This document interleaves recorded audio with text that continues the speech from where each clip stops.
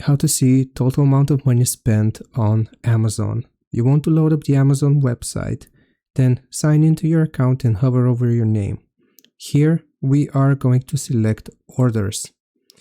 Now you will need to go and select the year, so orders placed in. Here you will need to select the time range for which you want to view the total amount. For example, let's see what I've purchased in 2025.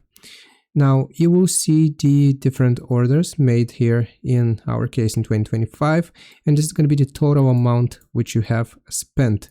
So what we can do is to just open up the calculator.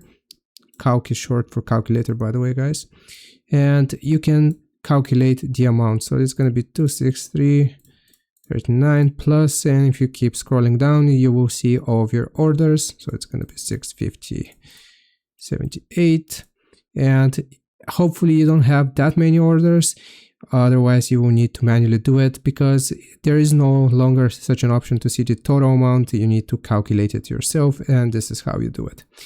Hope this video answers your question. Leave a like and sub. I'll see you next time.